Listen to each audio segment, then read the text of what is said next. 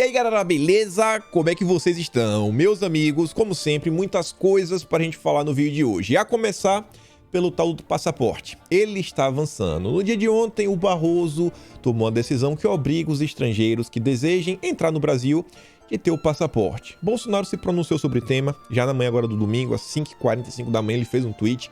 A gente vai comentar sobre isso, quero mostrar umas coisinhas para vocês. Os governadores também já acionaram o STF. A gente vai falar sobre isso também.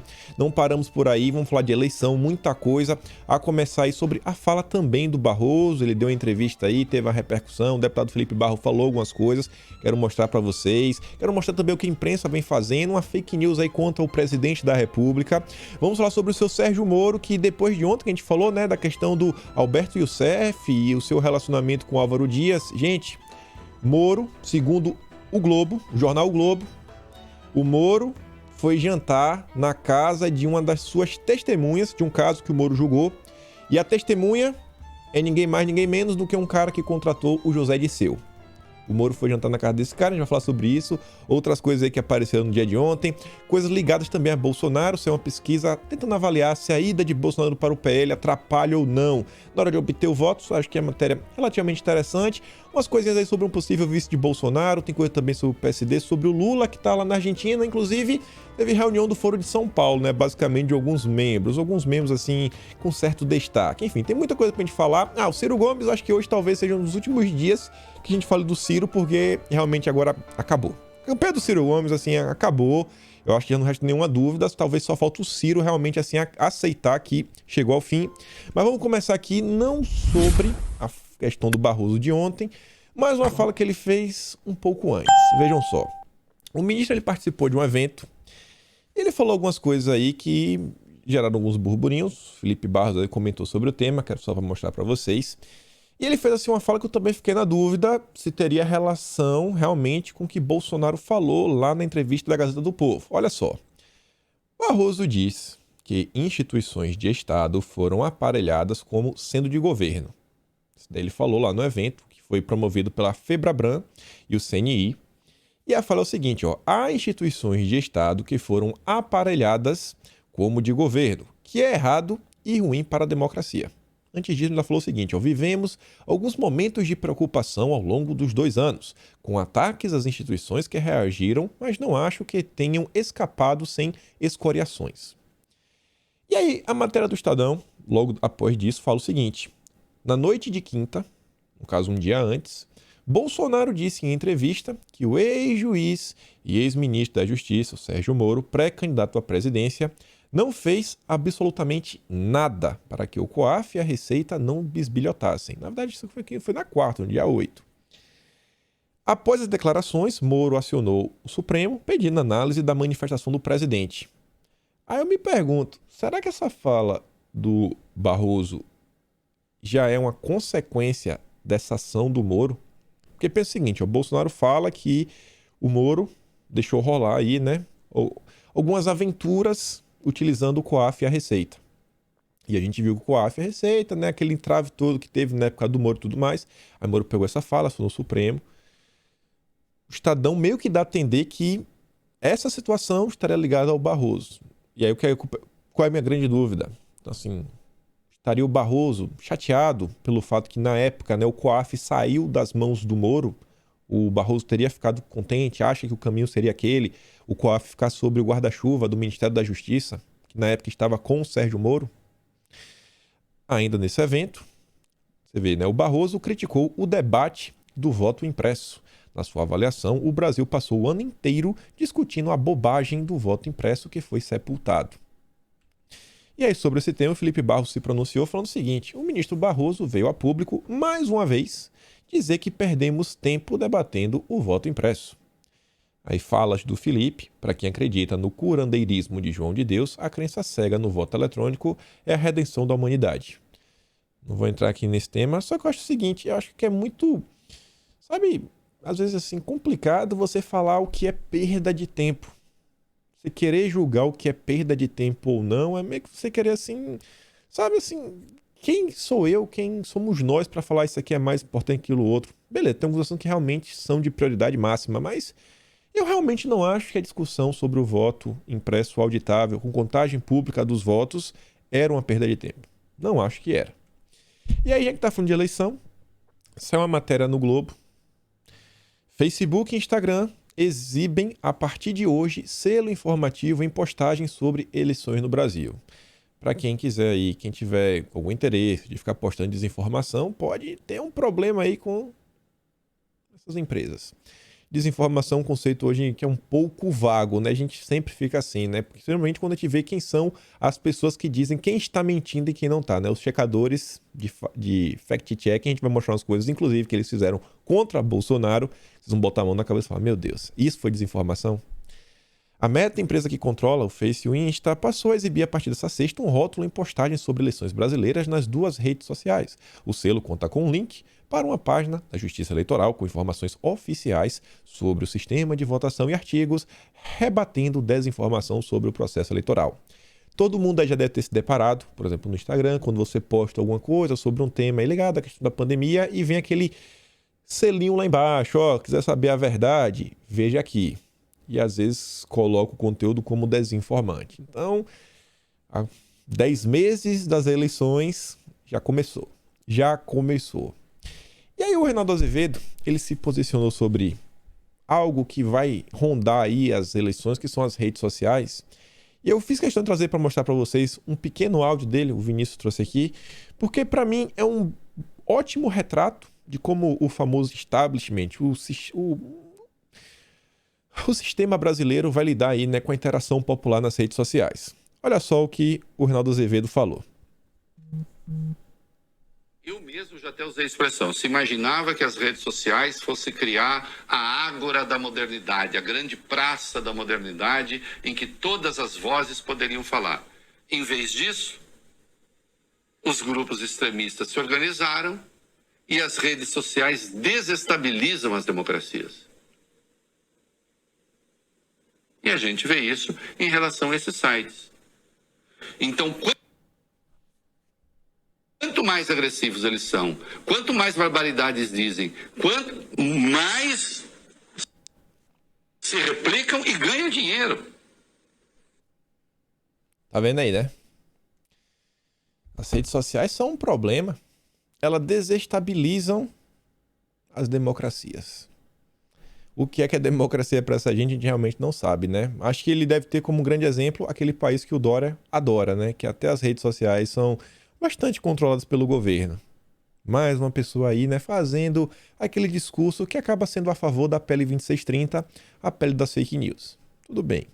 E aí sobre esse tema, vejam só. Os grandes iluminados, os verificadinhos, sempre acusando, né, os apoiadores do governo de produzirem desinformação e mentiras. Aí ontem o Metrópolis colocou um vídeo, sempre tem que vir do Sam, né? O Sam Pancha, ele é sensacional. Aí ele traz aqui o vídeo do Metrópolis, olha a chamada. O discurso do presidente Jair Bolsonaro durante uma formatura militar foi interrompido por gritos nesta manhã no Rio de Janeiro. Uma voz feminina disse frases como chega e esse pip falando. Bolsonaro minimizou a situação. Nós, militares, somos iguais a qualquer um. Então coloca um vídeo dando a entender que Bolsonaro foi hostilizado. Bolsonaro foi hostilizado nesse evento aí dos militares. Foi isso que aconteceu. Aí o Sam, ele compartilha falando, ó, Bolsonaro aparentemente hostilizado em um evento militar. O comandante da Marinha, ele responde ao Metrópolis e até o Sam de quebrada e fala o seguinte: é decepcionante quando quem deveria informar desinforma. Ao contrário do publicado no Metrópolis, os gritos vindos da plateia durante o discurso do presidente Jair Bolsonaro na Escola Naval foram em busca de socorro para um dos nossos militares que havia desmaiado em razão do sol. Não tinha nada a ver com o Bolsonaro. O cara desmaiou, o estava gritando em desespero para socorrer o cara. Mas tudo bem. A gente não espera muito, né? Só fica meio chato quando eles nos acusam de promover desinformação e fake news. E aí, o comandante da Marinha, ele depois posta um vídeo como Bolsonaro realmente foi recebido.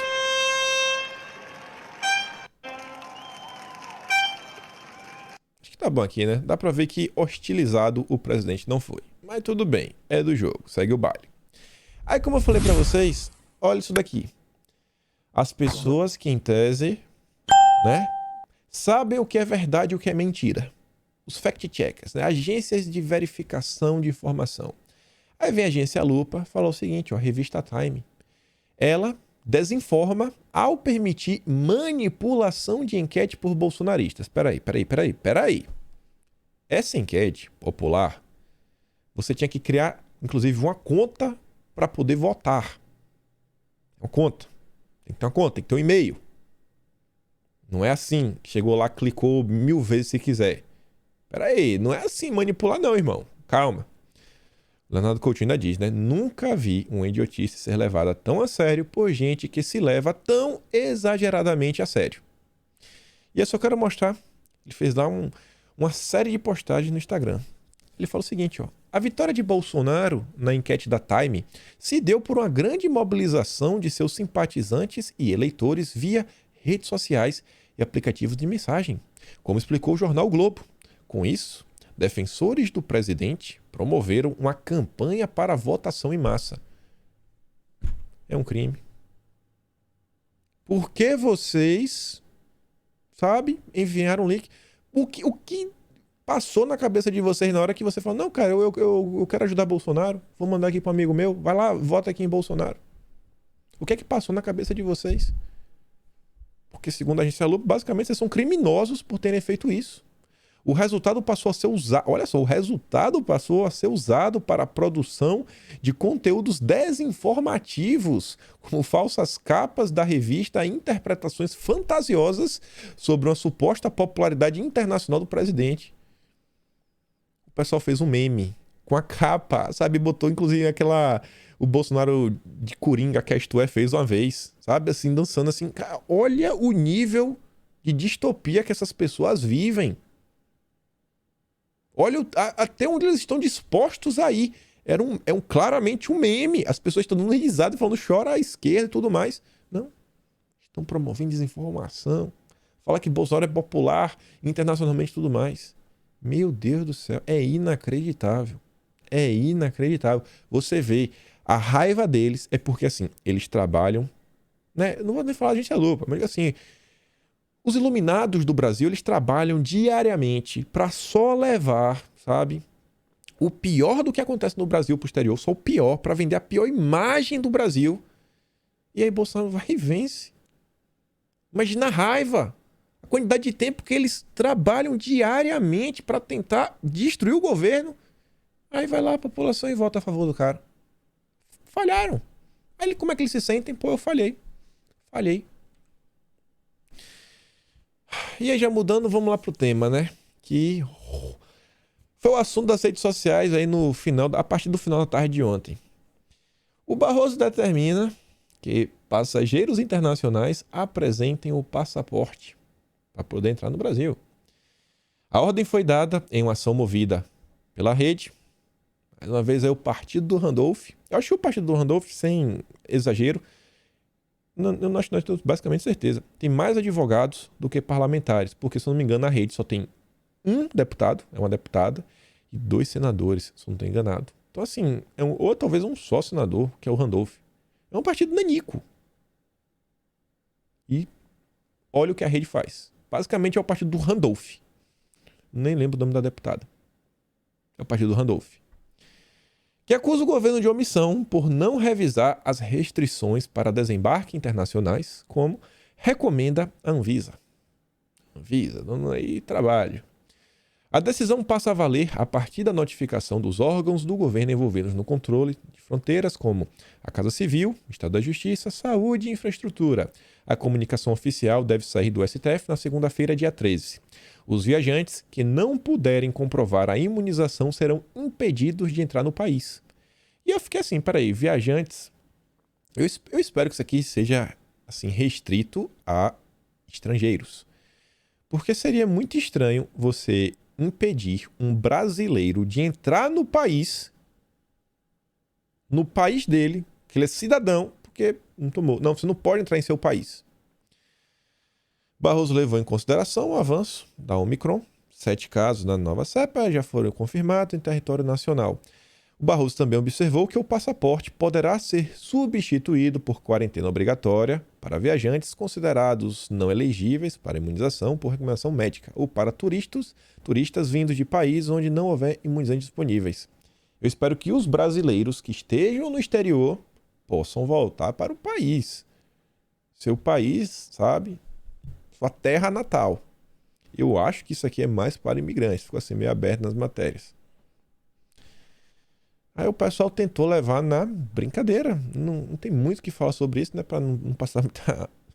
Eu vou falar nada. Paulo Eduardo Martins fala o seguinte, ó. Será que o Barroso vai determinar a volta do mata-mata ou vai manter pontos corridos no Brasileirão em 2022? Sendo irônico, né? O Silvio Navarro diz, depende da orientação do João de Deus. E o Paulo Eduardo Martins replica falando, afinal, ciência é tudo. Os governadores, ainda na sexta-feira, falaram que iriam ao Supremo pelo passaporte. O Dória falou e o Dória já entrou com ação para poder aí, né, adotar a medida, pelo menos a nível estadual, no estado de São Paulo. Mais uma vez. E aí Bolsonaro comunicou sobre o tema, hoje, às 5h45 da manhã. E acho que ele deu aquele aviso assim que acho que tá bem claro o que ele quis falar, né? Em 3 linhas, desenhou. Vale lembrar, o vencedor das eleições de 2022 escolhe mais 2 ministros para o Supremo Tribunal Federal. Bom dia a todos. Bom dia a todos.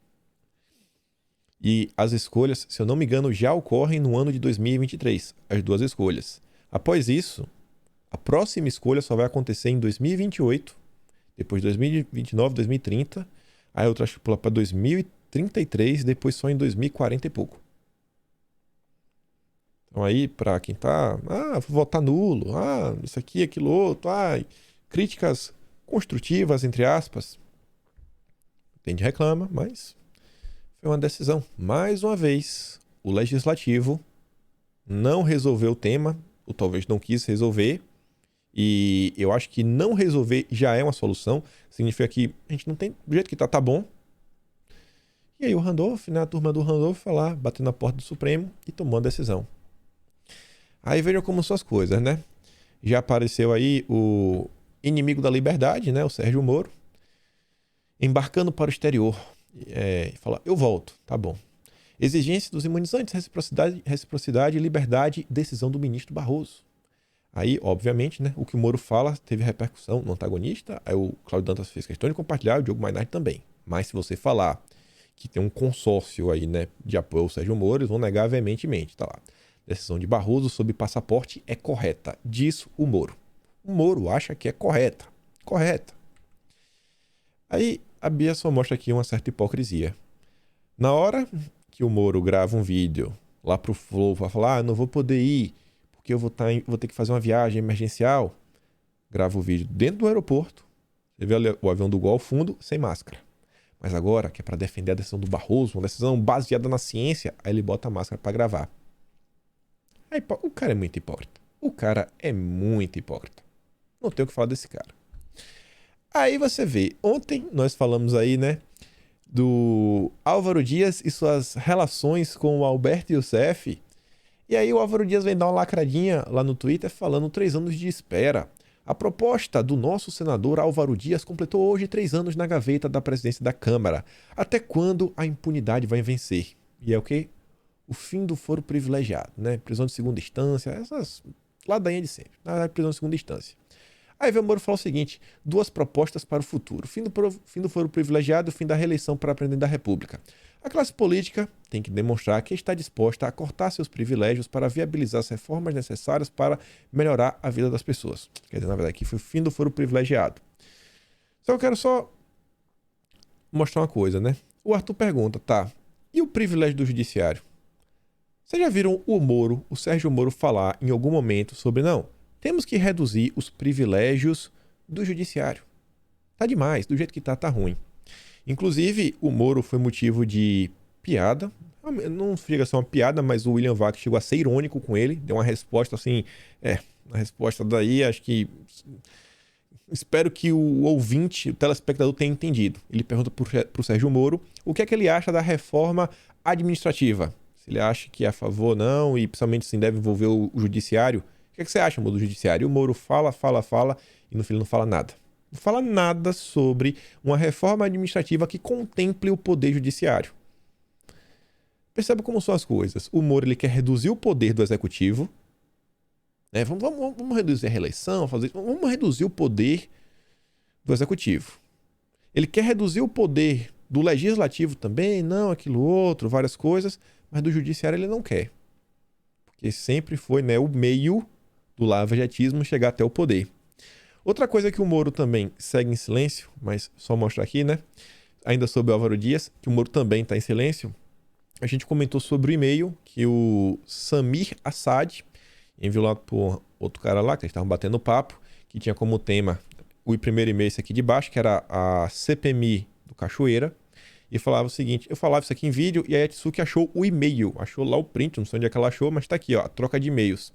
Luiz, a Andrade já aceitou contribuir com 30 milhões para cortar o assunto. O problema é que não é suficiente, porque o alicate, entre parênteses, Álvaro Dias, ficou por nossa conta.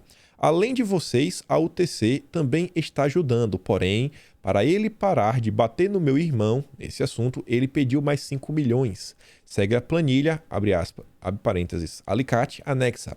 Veja como completar esta contribuição, por favor. E aí o cara diz, ó, bichão, veja com o Samir se essa operação que eles fizeram tem algum risco para a empresa. Me envia um parecer sobre isso o mais rápido possível, porque preciso falar com HS a respeito. Mas Sérgio Moro segue calado sobre o Alberto Youssef e sua relação com o Álvaro Dias. Aí outra coisa que o Moro também fica calado, né? Olha isso aqui.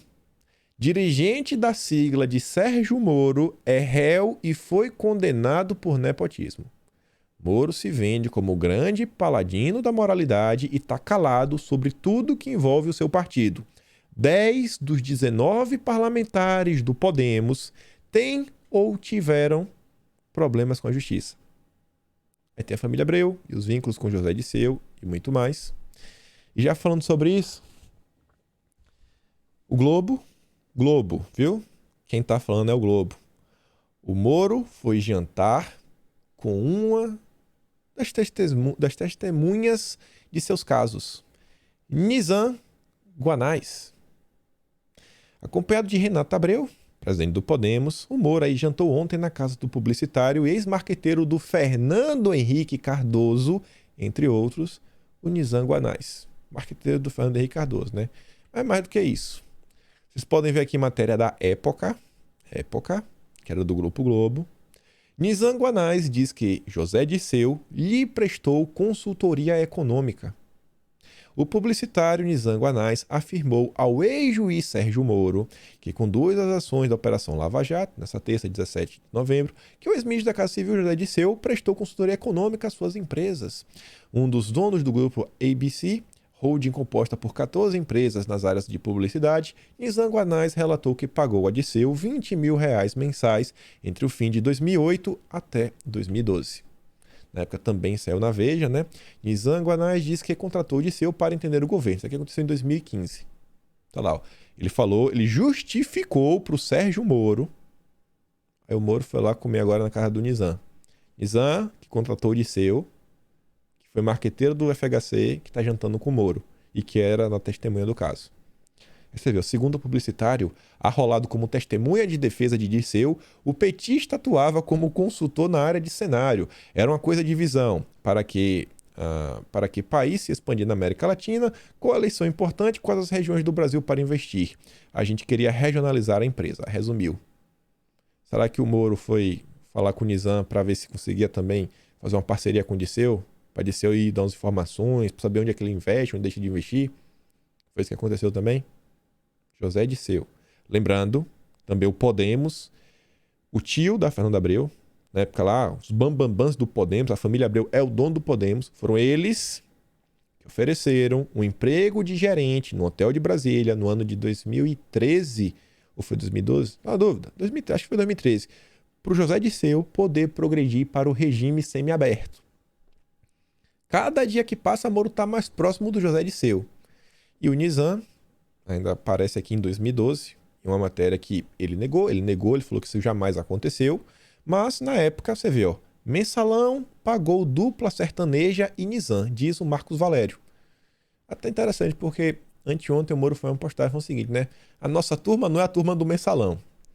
O empresário Marcos Valério, o famoso lá do Mensalão, entregou à PGR os números de 3 contas bancárias no exterior, nas quais teria feito depósitos para quitar dívidas de campanha do PT com a dupla Zezé de Camargo e Luciano e com publicitários Nizam Guanais e Duda Mendonça. Aí o Nizam diz, o Nizam jamais recebeu em suas contas qualquer pagamento por campanhas políticas, seja no Brasil ou no exterior. Mas beleza, né?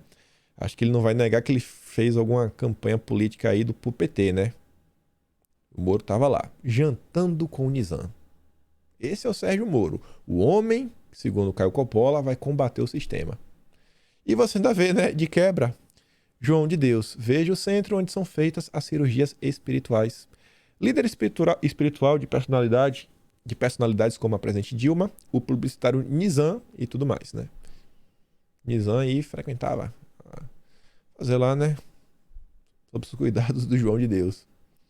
Outra coisa que o Moro também segue calado, mas vale a pena relembrar mais uma vez, porque ele estava nas redes sociais falando sobre a importância de lutar pela prisão em segunda instância. Adiada a votação da PEC de prisão em segunda instância. O Jornal Nacional comentou sobre isso. E o Podemos foi um dos partidos que fez as mudanças, né? Tirou um dos deputados para atrapalhar a votação. Mas o Moro reza de pé junto que ele trabalha pela prisão de segunda instância. Isso aqui eu quero comentar com vocês só para vocês verem, né? E a gente já sabe disso, até 2022, muita gente aí vai mostrar de que lado realmente está. O Eduardo Girão parece que não entendeu. Parece que ele acha que o apoio que ele recebeu durante a CPI, sei lá, né? É só por causa dele e tudo mais. Mas tá lá, né? Guedes indiretamente elogia Sérgio Moro e condena o Congresso. Sabe que ele não negociará princípios com toma lá da cá. O que falta hoje é humildade e diálogo junto ao parlamento. Política ética e transparente convence pelo exemplo. Essa é a mudança que os brasileiros ainda esperam. Paz e bem. Girão está acusando o governo de fazer toma lá da cá. Negociar princípios. E Moro jamais faria isso. Tá lá, a fala do Guedes é o seguinte. Guedes diz que se Moro vencer vai fechar o Congresso. O Guedes está só fazendo analogia, falando o seguinte.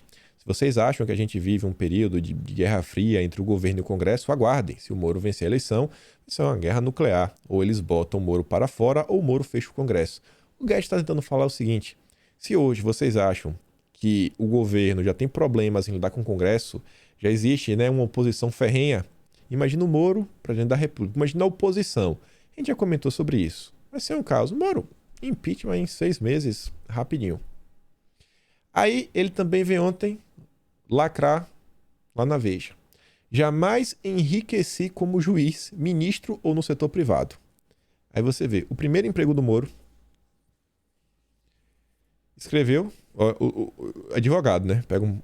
Abre o Word, começa a bater assim nas teclinhas, plá, plá, plá, plá, plá, plá, plá, plá, plá, imprime 3 pareceres, 750 mil reais. 3 pareceres. Só para começar. Aí foi para Álvares e Marçal. O Gilmar Mendes já falou, e aí, Moro, quanto foi que tu ganhou? Abre as contas. Abre as contas. Não. Deixa quieto. E quando foi trabalhar na Álvares e Marçal, né, Ministério Público pede que o TCU suspenda pagamentos da empresa de Moro no caso do Odebrecht. Aí você vê, no dia de ontem. Lá vem, né? Talvez Bolsonaro seja o mentor da rachadinha, diz ex-delegado da PF. Aí a gente fica, tá, né? Deve ser só mais um aí que tá enchendo o saco. Delegado que atua com Moro aponta relevância de se manter a Lava Jato. Tá. Então é um delegado aí que tem vínculos com o Moro. A Elisa trouxe aqui mais algumas coisas que eu já tinha em vídeos passados, mas já mostro. Ela diz, o Brasil, o país das coincidências. O delegado Jorge Barbosa, que atuou junto com Moro na Lava Jato e no Ministério da Justiça, aparece agora acusando Bolsonaro de ser o mentor de rachadinha. Os caras nem disfarçam mais, apenas apostam no esquecimento do brasileiro. Isso aqui são matéria de vídeos antigos. Ex-diretor da Interpol no Ministério de Sérgio Moro. É um cara ligado a Sérgio Moro. o antagonista compartilhando, né, avisando que o Miguel Reale, aquele que passou vergonha bem recentemente, né, defendendo aí a CPI, defendendo o Omar Aziz, o Renan Calheiros, pedindo impeachment de Bolsonaro, junto com esse Jorge e o Rogério Schecker do movimento Vem Pra Rua, que é o braço dos movimentos de rua aí do lavajatismo. Todo mundo aí sendo comparado pelo antagonista. Eles querem que a gente esqueça, né? Esqueça. Aposta na memória fraca do brasileiro. Isso é que eu só queria mostrar pra vocês, assim, que esses dias, não sei como é que anda o Twitter de vocês, mas assim, as coisas que o Twitter vem me recomendando com base em seus retweets. Cara, eu não retweeto nada. Assim, fazendo propaganda positiva pro Moro. Mas beleza, talvez isso daí seja porque, sei lá, eu falo do Moro. Aí, tá, beleza. Agora isso daqui. Me mandando conteúdo do antagonista. Com base em eu nunca retuitei o antagonista, no máximo eu tiro um print e posto. Eu não retuito o antagonista. Aí você vê aqui outra. Só ontem que eu peguei no computador assim rápido, fora no celular, recomendação de Diogo Maisnais, rapaz, eu no máximo faço comentários sobre essa gente, eu não quero nem seguir eles. Achei muito estranho o Twitter assim, tá começando a me empurrar o conteúdo assim no Moro de forma bem intensa. Não sei como é que tá o Twitter de vocês. Quem tiver lá, dá uma olhada depois. Aí vem lá, né? Bolsonaro traiu os evangélicos. Diz conselheiro de Sérgio Moro. A única coisa aqui importante é prestar atenção no seguinte. Moro tá tentando roubar votos de Bolsonaro. Tá tentando se aproximar dos evangélicos. E esse aí, Uziel Santana, conversei com as pessoas, dizem que é um cara que tem bastante aproximação com a ONU e alguns órgãos assim que promovem a famosa agenda globalista. Eu não achei nada estranho, né? Falei, pô, realmente faz sentido o cara tá articulando pro Sérgio Moro. Sobre os evangélicos, algumas coisas estão rolando, vale a pena a gente comentar. Já mudando agora um pouco de assunto, até começando a falar de 2022. Falando não, ainda tá falando de 2022, tá falando do Moro, mas falar mais de Bolsonaro um pouco. Orelha do governo ardeu em café reservado de Malafaia e André Mendonça. Aquele lá evento que que o Mendonça foi lá na missa no culto do Malafaia, missa na Igreja Católica. Aí tava o Romário, tava o Cláudio Castro, tava o Fábio Van Garten, tava mais uns membros do Ministério Público. E aí teve lá uma conversinha, segundo a imprensa, e eu ouvi algo assim também, então por isso que eu trouxe a matéria. Na reunião a portas fechadas, sobraram críticas não só ao senador Davi Alcolumbre, que segurou a sabatina de Mendonça no Senado por mais de 4 meses, como também a integrantes da ala política do governo, Jair Bolsonaro, e a liderança do Centrão.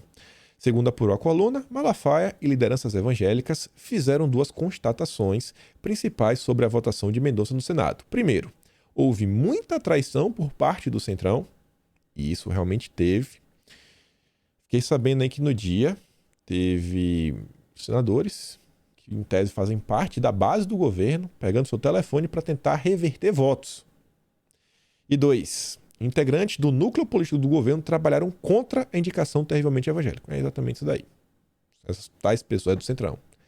E isso aí pegou mal. Pegou mal.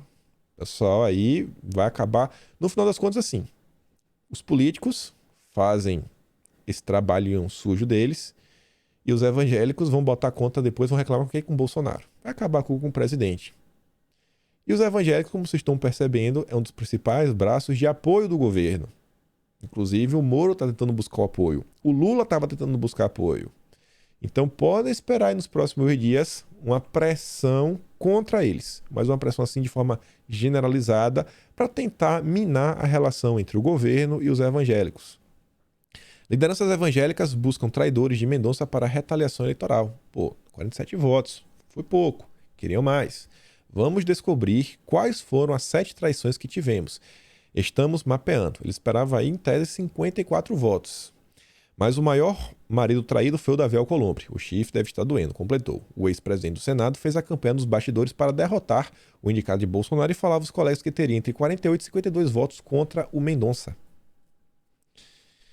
Isso aqui, vejam só como são as coisas, né? A gente fala tanto, vem falando tanto de base, ter uma base de apoio, a força que os evangélicos têm.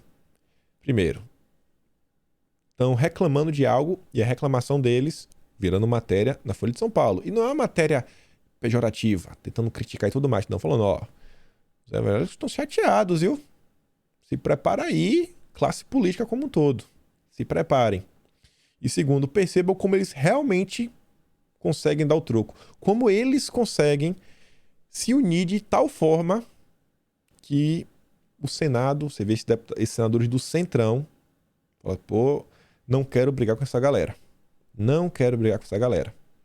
Dentro da direita brasileira, as pessoas que são direita, vamos falar dessa direita, rede social não, direita, pessoas que são direitas, que defendem Deus, família, liberdade, você vê, igual os evangélicos, acho que não tem ninguém trabalhando de forma tão organizada nesse Brasil. Falando aqui de Bolsonaro em 2022, saiu essa matéria, ouvi isso daí por alto, mas estão naquela, né? O pessoal estão testando nomes. Tereza Cristina entra nas especulações para vice de Bolsonaro.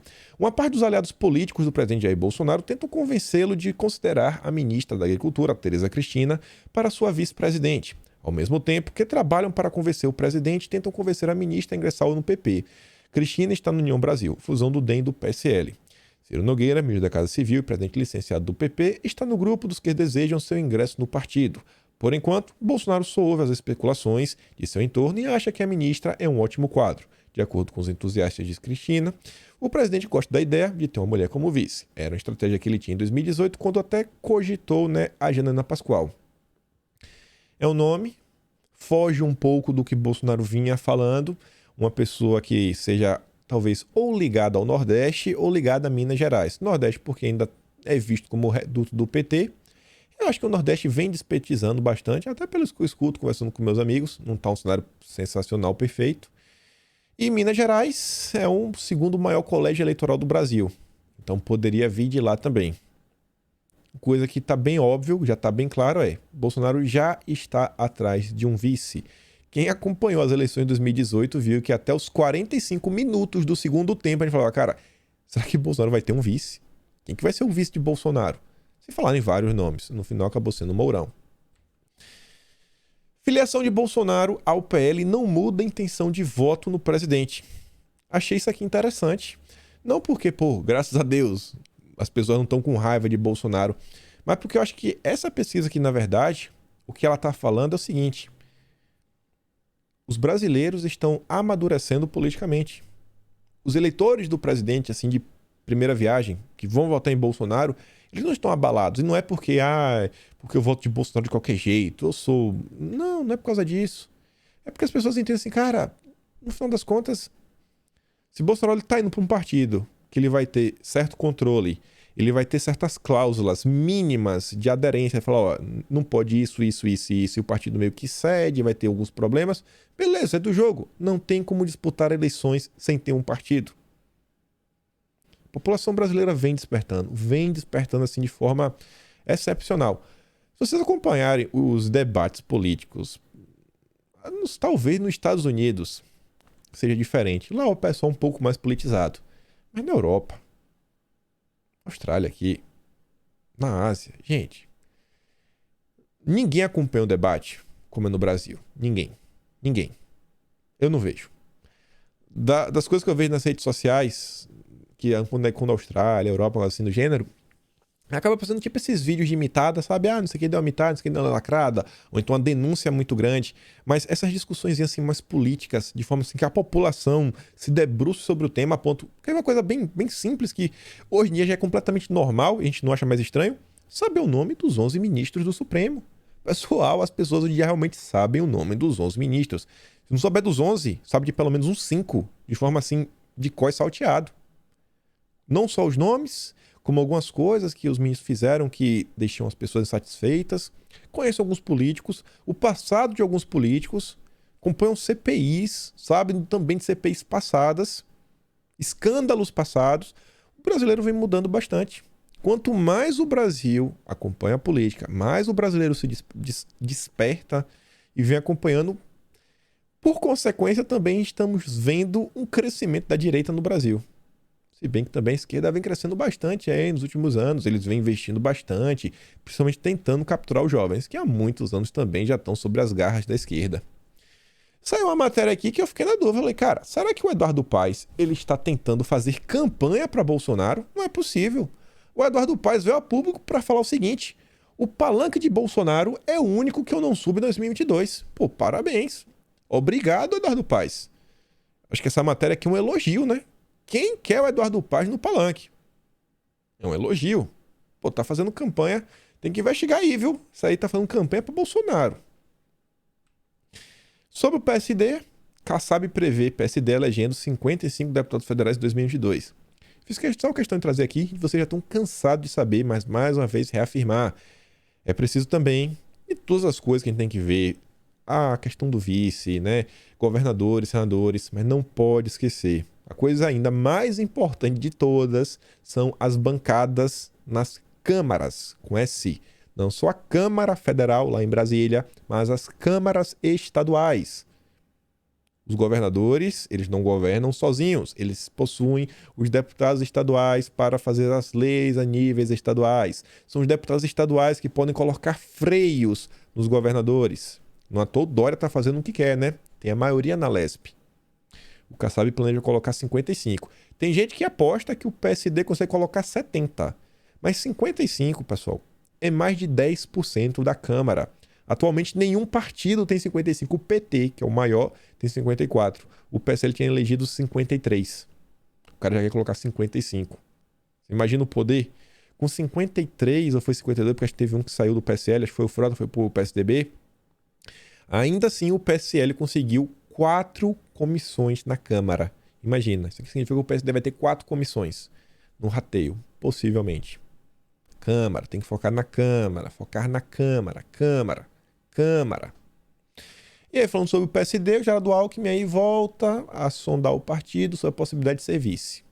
Mas segundo o Kassab, até então o partido tem o seu candidato e seria o Rodrigo Pacheco. Se o Kassab quiser, se o Alckmin quiser vir, seria aceito para disputar o cargo de governador. Mas candidato à presidência temos o Pacheco. Mas não sei. Acho que se o Lula aceitar, o Kassab na hora chuta o Pacheco e vem Alckmin, vem, senta aqui no meu colo. E sobre o PSD, vejam só, Lulinha indo se encontrar com o Omar Aziz. O Omar aí que tá bem desaparecido, né? Desde que a CPI acabou, ninguém mais dá atenção para ele. A Globo não liga mais pro Omar pra dar entrevista, né? Tá abandonado. Mas aí o Lula vai lá fazer um carinho nele. Com dificuldade em costurar alianças nacionais, Lula intensificou as conversas para fechar pequenos acordos locais. Na semana que vem, o Lula vai estar com o Omar, que ganhou destaque com a CPI. Grande destaque. Apesar de o PSD Nacional defender o Pacheco, o Lula, né, já quer fechar o apoio no Amazonas com o Omar. Contaram várias vezes. Isso aqui acho que vocês já viram, mas só para quem não viu, se não tiver ninguém, né, só para relembrar que o Tribunal de Haia vetou a visita dos senadores da CPI. Eles iam lá para levar lá a peça para Bolsonaro, Geno, destruam Bolsonaro. Falou, ó, não vai entrar ninguém aqui não, viu? Não. Omar, Renan, Randolph, vai catar coquinho, cara. Não vem lacrar aqui não. Não vem não que tá feio. E teve a entrevista. Cara, que entrevista absurda, assim. As coisas que o PT fala são inacreditáveis, mas é bom ver para vocês verem o que vocês podem esperar de narrativa para cima do governo. A Gleisi fala de várias coisas, fala sobre a questão também que envolve o Geraldo Alckmin, fica falando que não existe nenhuma negociação acontecendo. Esse processo de Alckmin como vice foi muito estimulado por movimentos de São Paulo, envolvendo as eleições para o governo, mas não tem negociações. Não tem o quê? O Lula tá conversando com o Alckmin, todo mundo sabe disso daí. Aí fala o seguinte, Lula e Alckmin deram corda para essa possibilidade ao trocarem elogios públicos. A Igreja diz, claro, como quaisquer pessoas civilizadas fazem. Fomos adversários por muito tempo, mas não somos inimigos. Sempre convivemos num processo democrático. Lula respeita o Alckmin e o Alckmin o respeita. Oh, que lindo. Para apoiar o PT no plano nacional, o PSB tem exigido contrapartidas. O PT pode apoiar o PSB em São Paulo e isso é interessante. É legítimo. O PT até então tinha se mostrado irredutível. Cadê? Se mostrado irredutível na possibilidade de abrir mão na candidatura a governo do estado aí com o nome do Haddad. E a Gleisi é a presidente do PT. No processo de composição para a disputa eleitoral, os partidos colocaram o que querem. O resultado vai depender das negociações. O PT estava irredutível. Agora já tá... Vamos negociar. Mas segundo ela, não tinha negociação do Alckmin, né? E a negociação do Alckmin é exatamente a negociação do PSB. Nem é descartado que o PT ceda, nem que mantenha a candidatura do ex-prefeito Fernando Haddad. E ela diz, tudo está muito para eliminar. Mais uma vez, rifou o Haddad. O Haddad é o poste, no fim das contas, né? Coitadinho do Haddad. E aí você vê. Olha isso daqui agora. Olha essa. Essa daqui é digna do PT. Então, se o Moro disser que o PT roubou a Petrobras, vocês vão reafirmar que não houve corrupção? Aí a Gleisi diz, vamos chamá-lo de mentiroso. Por quê? Quem quebrou a Petrobras foi Bolsonaro. Meu amigo, isso aqui é inacreditável. Quem quebrou a Petrobras foi Bolsonaro. Gente, Bolsonaro começou o governo em 2019. Que foi que... Meu Deus, esse Bolsonaro é demais, cara. Eu jurava que foi, né? Corrupção, petrolão, tudo mais. Não, foi Bolsonaro. Bolsonaro quebrou a Petrobras. Aí sobre o tema, tem que esperar, porque tem hora que dá vontade de xingar, né? Nada apertar esse botão assim, né? Fala assim, só pra descontar a raiva. Aí fala o seguinte, Lula tem criticado a política de preço da Petrobras. Qual modelo vocês defendem? O que ela tá falando aqui também é muito grave. Tá nas entrelinhas, né? A política que foi desenvolvida durante o governo Lula não pode ter preço dolarizado com paridade de preço internacional. Gente, a Gleisi está falando literalmente, a gente vai interferir nos preços, na canetada. Não importa se o preço do barril de petróleo cresceu no exterior, tanto faz, a gente vai manter na canetada. Na canetada. O mundo todo aí, não, vai ser na canetada. Isso daí pode ajudar no bolso de muita gente. Mas toda vez que você resolve na caneta, assim, a Petrobras pode vir a ter prejuízo, né? Vai estar perdendo, tendo prejuízo e tudo mais. Aí quem vai bancar, e no final das contas, quem banca é o próprio dinheiro do imposto. Então, no final do dia, por um lado, em tese, tá barato na hora de abastecer o carro, mas assim, esse dinheiro para pagar o prejuízo vai ter que vir de algum lugar. Por que o PT não é explícito em dizer que não existe democracia na Venezuela, em Cuba e na Nicarágua? E mais uma vez, olha só, o PT vai manter a posição que sempre teve de autodeterminação dos povos. Não cabe a nós imiscuir na realidade dos outros países.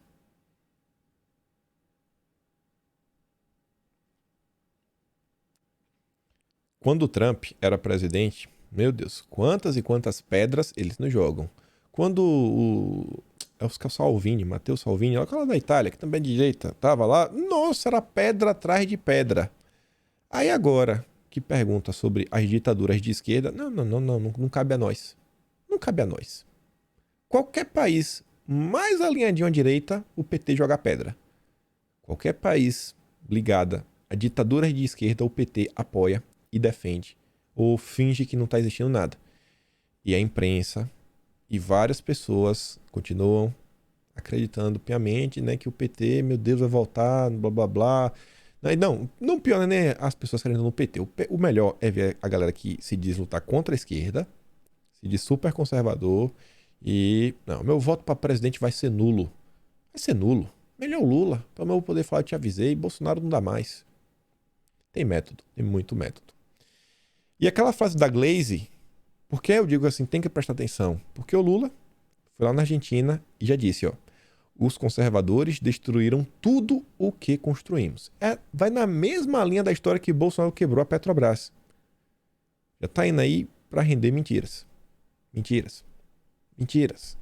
O PT pode esperar, para 2022 vai ser essa narrativa, que foi Bolsonaro que destruiu tudo. Não foi o mensalão, não foi o petrolão, não foi a corrupção, não foi a pandemia, não foi nada. Não foi a decisão aí da legislativa, quem sabe do judiciário. Não, foi Bolsonaro. Tudo de ruim, a culpa é sempre de Bolsonaro.